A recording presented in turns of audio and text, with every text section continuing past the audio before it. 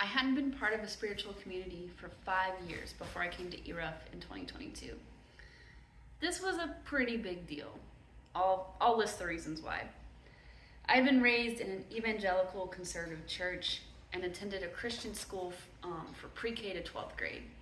I was very involved in youth group, went to church 3 times a week, attended a Christian college, worked at a Christian nonprofit after graduation, graduated from Duke Divinity School, and then became a United Methodist pastor for 2 years. I was pastor in 2016 when it became clear that the values of my congregation differed wildly from mine. I didn't really feel fully welcome there or like I could be my authentic self. At that point, my Christian identity was wrapped up in social justice models of living out the faith that didn't resonate with many members of this rural North Carolina church. Because of that experience, I left that congregation and ended up leaving the faith entirely. It was only because of meeting my now wife, Susanna, who had already been a member of ERUF, that I decided to give a spiritual community another try. In the years between pastoring and joining ERUF, I gained new insight into my sexuality and I accepted my queer identity. Recently, the United Methodist Church has split over the issue of human sexuality. Some churches decided to be open and affirming, welcoming LGBTQ members and pastors.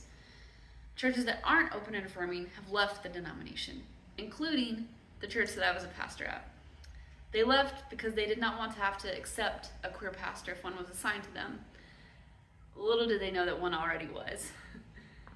Looking back on the years of my life that were wrapped up in those non-affirming Christian environments, I think about how I wasn't able to explore my queer identity because it was taboo and sinful, and so it stayed hidden for a long time from myself and from the world.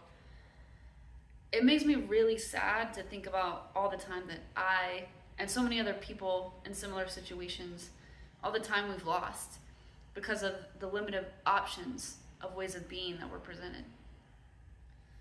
Coming to ERUF, a place that wholeheartedly accepts and values queer members, is refreshing to say the least on so many levels. It's an entirely new experience for me. I didn't really have any relationships with other queer people until just the past few years, and I'm so grateful for the diverse queer community that's present here. Being able to build friendships with queer members of various ages and identities has been a really healing experience for me. Earlier this year, I participated in the trans inclusion class that was hosted by the Pride Plus and multicultural teams. In this class, people got to talk about how their own gender identities were formed and the expectations that have been placed on them because of that. And we talked about how we can be a more welcoming congregation to people of all gender identities. Through this class and through the reflections I had after, I realized that non-binary is probably a more accurate representation of my gender than female, and I've added they, them to my pronoun list. This opportunity for learning more about who I am is possible because of the welcoming and inclusive learning environment that ERUF created. The ability to sit next to my wife in church, put my arm around her in service, heals something in me every time that we're here. I pushed down so much of myself for a long time because of the messages I got about how I wouldn't be accepted, about how a queer lifestyle is extravagant, that coming to ERUF and just being able to just be feels extravagant.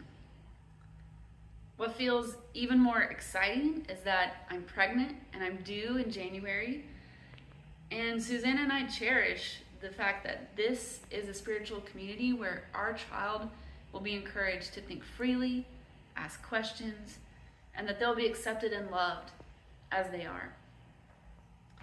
I am so grateful to be part of this welcoming community, even and especially as we continue to challenge ourselves to be more open, more welcoming, to stretch ourselves and get uncomfortable if we need to, so that everyone who joins us can know their inherent worth and dignity.